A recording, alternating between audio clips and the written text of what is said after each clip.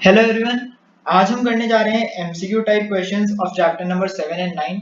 Chapter 7 है हमारा combustion and flame और चैप्टर 9 है हमारा crop production and its management. तो चैप्टर नंबर 7 से पहले स्टार्ट करते हैं। Question number 1, a chemical process in which a substance react with oxygen to give off heat is called. तो वो कौन सा प्रोसेस होता है जिसमें एक सब्सटेंस ऑक्सीजन के साथ रिएक्ट करके हीट प्रोड्यूस करता है। तो ये हमारे यही चीज पूरे चैप्टर के बेस है, मतलब पूरे चैप्टर का, that is called combustion. Combustion क्या होता है? किसी भी सब्सटेंस को हीट करना जिससे इन प्रेजेंस ऑफ ऑक्सीजन, और उससे वो हीट रिलीज करे, मतलब बर्न करना जिससे वो हीट रिलीज करे। उसके बाद फ्यूल में भी solid only, gas only, liquid only नहीं। जो फ्यूल्स हैं वो तीनों तरीके के होते हैं, सॉलिड भी होते हैं, लिक्विड भी होते हैं और गैस भी होते हैं। उसके बाद the amount of heat energy produced on complete combustion of dash fuel is called its calorific value. तो कैलोरीफिक वैल्यू क्या होती है? जब 1 kg ऑफ फ्यूल बर्न करता है प्योर ऑक्सीजन में। ठीक है, डेफिनेशन है, आपको याद रखनी है, 1 kg of fuel burns in pure oxygen. Next, the substance which have very low ignition temperature and can easily catch fire with a flame. तो वो कौन से मटेरियल होते हैं जिनका इग्निशन टेम्परेचर बहुत कम होता है और वो इजीली फायर कैच कर लेते हैं? तो वो होते हैं इनफ्लेमेबल सब्सटेंसेस। या आपने कई जगहों पे देखा भी होगा कि कॉशन के साथ लिखा होता है इनफ्लेमेबल मटेरियल। ठीक है, या फिर अगर आप परफ्यूम्स के डिब्बे, नेल पेंट रिमूवर को अगर आप पीछे से देखें तो वहाँ पे लिखा होता है इनफ्लेमेबल मटेरियल। तो वो क्या होता है? वो बहुत ही लो इग्निशन टेम्परेचर वाले सब्सटेंस होते हैं जो इजीली फायर कैच कर लेते हैं। फायर प्रूफ तो मतलब जो फायर कैच करते ही नहीं, तो ये नहीं होगा। फ्लेमिंग सब्सटेंस जैसा नहीं होता कुछ भी, और नन ऑफ द अबव तो नहीं होगा, क्योंकि हमारा आंसर है ए, इनफ्लेमेबल सब्सटेंस। उसके बाद when we heat water in the paper bowl over a candle the paper does not catch fire. अगर हम खाली कागज गैस के ऊपर लेके जाएंगे तो वो जल जाएगा, लेकिन अगर हम पेपर बाउल के अंदर पानी डाल के फिर उसे कैंडल के पास लेके जाते हैं तो वो नहीं जलेगा। इसका रीजन इसलिए है क्योंकि due to water the ignition temperature of water is of paper is not. मतलब क्या है कि पेपर जो है वो इसे, मतलब जो इग्निशन टेम्परेचर चाहिए जलने के लिए, वो उसे मिल ही नहीं पाता, क्योंकि सारी हीट जो है, वो सारी हीट कौन अब्सॉर्ब कर रहा है? वो सारी हीट एब्जॉर्ब कर रहा है वाटर।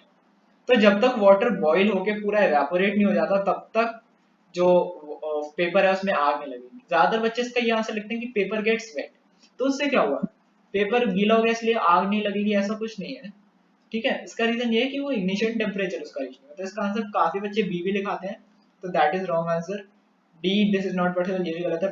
ये फैक्ट है कि ऐसा होता है। और पेपर इज नॉट इन्फ्लेमेबल, ये स्टेटमेंट बिल्कुल गलत है। पेपर में इजीली आग लग जाती है। उसके बाद when oil और petrol catches fire water is not used to extinguish it. मतलब जब ऑयल या पेट्रोल से कोई आग लगती है तो हम पानी का यूज नहीं करते। पानी का हम यूज इसलिए नहीं करते क्योंकि वाटर जो है वो ऑयल और पेट्रोल से हैवी होता है। ठीक है, वो हैवी होता है, उससे क्या होता है कि वो उसके नीचे चला जाएगा। जैसे ये पेट्रोल में आग लग रही है, हमने पानी डाल तो वो पानी नीचे चला जाएगा। उससे क्या होगा, जो ऑयल है वो थोड़ा ऊपर की तरफ आ जाएगा और उससे आग बुझने की जगह आग बढ़ जाएगी। ठीक है, तो वो ऑयल के लेयर के नीचे चला जाएगा और जो ऑयल है वो कंटिन्यूअसली बर्न करता रहेगा, वाटर नीचे चला जाएगा, वाटर बुझा ही नहीं पाएगा।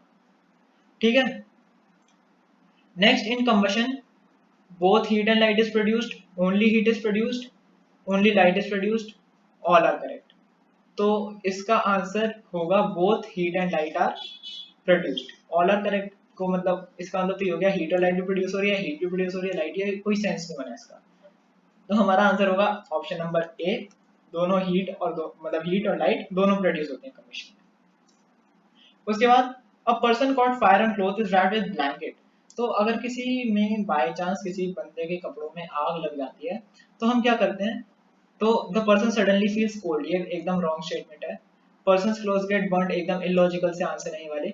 हाइड द बर्न्ड बर्ड्स, ये तीनों आंसर काफी इलॉजिकल से हैं।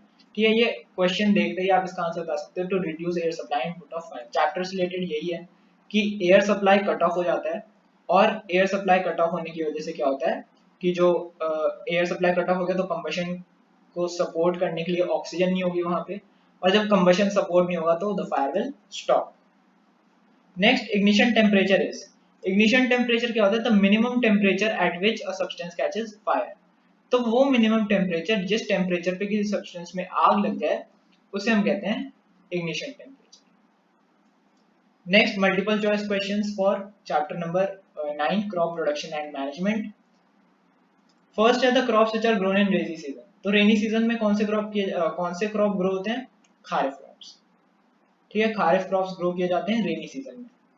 उसके बाद राबी क्रॉप्स आर ग्रोन इन, अब kharif crops winter rainy season में ग्रो होते हैं, तो विंटर सीजन में ग्रो होंगे राबी क्रॉप्स। ठीक है, rabi crops are grown in winter season, क्योंकि यही तो हमारे पास क्रॉप होते हैं। अब रेनी सीजन में खारिफ ग्रो हो रहे हैं, तो राबी क्रॉप्स कौन से ईयर में कौन से सीजन में होंगे, विंटर सीजन में। So our answer will be winter. Next, nowadays seed is sown in the field using, आजकल जो सीड सो किए जाते हैं फील्ड में वो किसका यूज करके किए जाते हैं, by seed drill. Seed drill हमने पढ़ा है अभी रिसेंटली, चैप्टर खत्म किया है कि सीड ड्रिल क्या होता है, वो इक्विपमेंट जिससे सीड्स डायरेक्टली सॉइल के अंदर जाए। ठीक है, एक ऐसी मशीन जो सीड्स को राइट डेप्थ पे और राइट डिस्टेंस पे सो करती है। Next, which of the following description is true for describing fertiliser, fertiliser को कैसे डिस्क्राइब करते हैं, fertilisers used in large quantity, नहीं, फर्टिलाइजर्स को कम क्वांटिटी में यूज करते हैं। Fertilisers do not cause pollution, ये भी गलत है, फर्टिलाइजर्स पोल्यूशन क्रिएट करते हैं। फर्टिलाइजर्स ऑर्गेनिक नहीं होते नेचर में, दे आर नॉन ऑर्गेनिक, तो right answer is they are produced in factories. उसके बाद rhizobium which fixes atmospheric nitrogen are found in nodules growing in roots of leguminous plant. अब ये तो सबको पता होता है कि लेग्यूमिनस प्लांट्स में ग्रो करते हैं, लेकिन लेग्यूमिनस प्लांट के कौन से पार्ट में, सो दैट इज रूट, क्योंकि रूट ही होती है जो सॉइल में होती है, और राइजोबियम बैक्टीरिया सॉइल में नाइट्रोजन को फिक्स करता है। So it are right answer is roots for A. Next, before sowing the seeds, it is necessary to break soil to the size of grains to get better yield. The main tools used for such are, तो हम कौन से tools use करते हैं ploughing करने के लिए। Basically इसमें क्या पूछा, प्लोइंग कैसे करते हैं। ठीक है, ब्रेक करना सॉइल को क्या होता है, प्लोइंग। तो प्लोइंग का यूज होता है बाय अ प्लो, अ हो एंड अ कल्टीवेटर। ठीक है, ये तीनों इक्विपमेंट्स आप याद कर सकते हैं नाम। प्लो आपको पता है बड़ी सी वो मशीन, हो होता है एक सिंगल ऐसे सिंगल सा मशीन, मतलब मशीन नहीं होता है, एक इक्विपमेंट होता है। एंड कल्टीवेटर भी एक मूवेबल मशीन होती है जो सॉइल को वो कर देती है, लूज कर देती है। Next, growing different crops alternatively on the same land is technically called, अगर हम डिफरेंट क्रॉप्स को ऑल्टरनेटिवली सेम लैंड पे सो करें उसे हम क्रॉप रोटेशन कहते हैं। ठीक है, क्रॉप रोटेशन, इसके अलावा जो हम बीच में लेग्यूमिनस प्लांट्स ग्रो करते हैं उसे भी क्रॉप रोटेशन के नाम से ही जाना जाता है। सो बोथ आर सेम, इसे हम कहते हैं क्रॉप रोटेशन। नेक्स्ट, मट, देखली एंड राहत आर डिफरेंट, ये जो होते हैं ये इरिगेशन के ट्रेडिशनल मेथड्स हैं। ये जो नाम है ये ट्रेडिशनल मेथड्स हैं इरिगेशन के, आप ये नाम याद रख सकते हैं, शायद आपकी बुक में भी दे रखे हैं। These all three are called traditional methods of irrigation, मतलब पानी वगैरह प्रोवाइड करने की traditional methods. Next, in the harvested crop the grain seed is separated from the shaft, जो ग्रेन सीड को सेपरेट करते हैं हम शाफ्ट से, उस प्रोसेस को हम क्या नाम देते हैं, थ्रेशिंग। थ्रेशिंग में क्या होता है, जो ग्रेन्स हैं, जो सीड्स हैं, वो अलग हो जाते हैं, और जो शाफ्ट मतलब बचा बचा वो जो सूखा पार्ट होता है उसे हम अलग करते हैं। इस प्रोसेस को हम कहते हैं threshing. Last, the farm appliance combine, combine क्या होता है, कंबाइन इज अ कंबाइंड, मतलब कि कंबाइन जो होता है वो कौन से दो काम करता है, वो काम करता है as a harvester and a thresher. Large farm में से यूज करते हैं हार्वेस्टिंग और थ्रेशिंग दोनों के लिए। ठीक है, so our answer will be harvester and thresher.